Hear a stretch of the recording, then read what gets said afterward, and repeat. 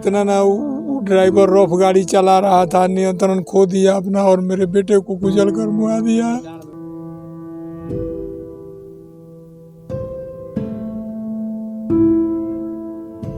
यह बहुत ही दुखद घटना है जी।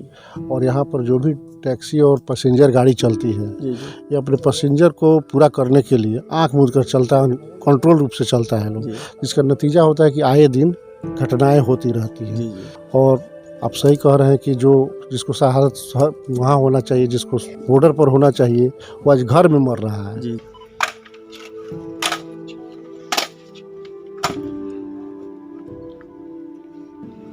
हमारे सीमा पर रहने वाले तमाम जो मिलिट्री मैन के लोग हैं वो हमारे बीच से इस तरह की घटनाएं जब घटती है तो देश थर्राता है, देश को काफी कष्ट होती है, तकलीफ होती है। बैंक साथी दे रहा है 50,000 रुपए तक कमाने का शानदार मौका, और वो भी बिना किसी इन्वेस्टमेंट के। आज ही बैंक साथी ऐप डाउनलोड करें।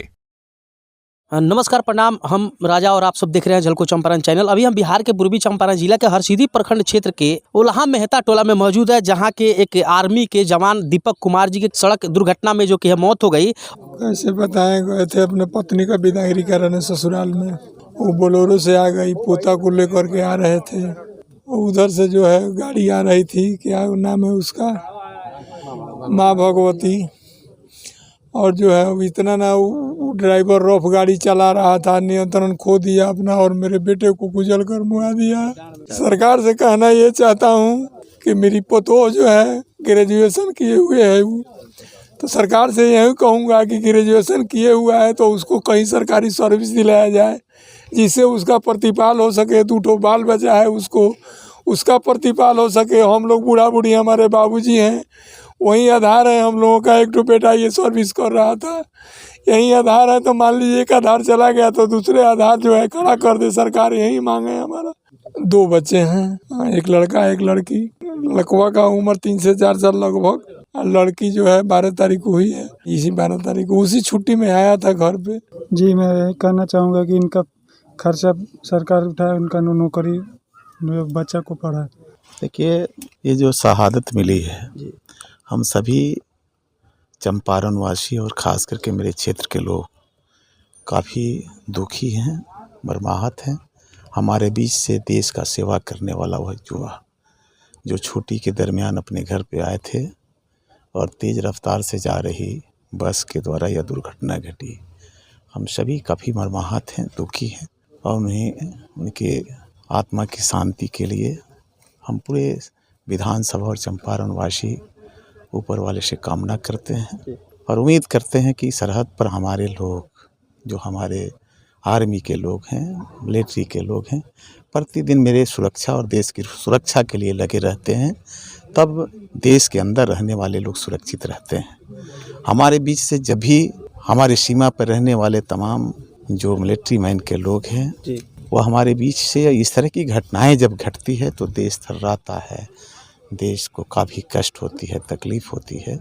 इसलिए आज के दिन हम लोग काफ़ी दुखी हैं, तकलीफ़ में हैं, और उम्मीद है कि विभाग के द्वारा जो उनके बच्चे हैं या उनके परिजन हैं उनको पूर्ण रूपेण से सुरक्षा प्रदान आर्थिक रूप से करेगी। और आने वाले दिन में उम्मीद है कि जिस तरह हमारे धरती पे पैदा, इस चंपारण के धरती पे पैदा होकर के देश की सेवा के लिए देश के सीमा पर लगे थे, आज हम लोग के बीच नहीं रहे। हमें उम्मीद है कि विभाग के द्वारा जो भी सुविधाएं होगी, राष्ट्र के आधार पर जो अनुमानित साधन होगी उसे सरकार निश्चित तौर पर मुहैया करेगी। और एक चीज़ बार बार देखने को मिल रहा है कि सरकार का कमांड जो गाड़ी की रफ्तार है उस पर नहीं हो पा रही है। सरकार को निश्चित तौर पर यह जो स्टेट हाईवे रोड है, NH की अलग रफ्तार होती है, तो रफ्तार की जो मशीनें हैं वह तो मापक लगाया गया है सरकार के द्वारा, लेकिन देख रहे हैं कि रफ्तार पर कोई कमांड सरकार की नहीं है। इसलिए आप सबों के माध्यम से हम मांग भी करेंगे सरकार से कि स्टेट हाईवे रोड सघन मोहल्ले से होकर के, गांव से होकर के, घनी मोहल्ले से होकर के निकलती है, और उस पर गांव के हमारे किसान और मजदूर और गांव के रहने वाले लोग भी आते जाते रहते, आए दिन उन तेज़ रफ्तार के चपेट में आकर के लोग मरते रहे हैं और घटना के शिकार होते रहे हैं, जिसमें हमारे आज देश के एक रक्षक भी हो गए। इसलिए हम सरकार से भी कहेंगे कि जो गांव घनी बस्ती के रास्ते से जो स्टेट हाईवे रोड जा रही है, उस पर निश्चित तौर पर गाड़ियों पर रफ्तार पर कमांड करे सरकार। यह बहुत ही दुखद घटना है जी और यहाँ पर जो भी टैक्सी और पैसेंजर गाड़ी चलती है, जी जी ये अपने पैसेंजर को पूरा करने के लिए आंख मूंद कर चलता है, कंट्रोल रूप से चलता है लोग, जिसका नतीजा होता है कि आए दिन घटनाएं होती रहती हैं। जी जी और आप सही कह रहे हैं कि जो जिसको शहादत वहाँ होना चाहिए, जिसको बॉर्डर पर होना चाहिए, वो आज घर में मर रहा है। जी जी बॉर्डर हमारा सुरक्षित है लेकिन वो घर पर मर रहा है। यह बहुत ही दुखद बात है। यह पूर्णीय क्षति हमारे देश के लिए पूर्णीय क्षति है, समाज और यहाँ के लिए ही है, देश के लिए पूर्णीय क्षति है। परिवार वाले को तो सरकार की तरफ से जो आश्रित है उनको नौकरी मिलना चाहिए और मुआवजा मिलना चाहिए। जीविकोपार्जन के लिए पेट्रोल पंप या इस ढंग का कुछ अस्थायी रोजगार मिल जाए जिससे परिवार का भरण पोषण हो। ये फौजी थे। ये क्षेत्र थाना की बात नहीं है, ये देश की बात है। यह दुखद घटना है। ऐसी घटना ईश्वर से हम सभी कामना करते हैं कि ऐसी घटना न हो।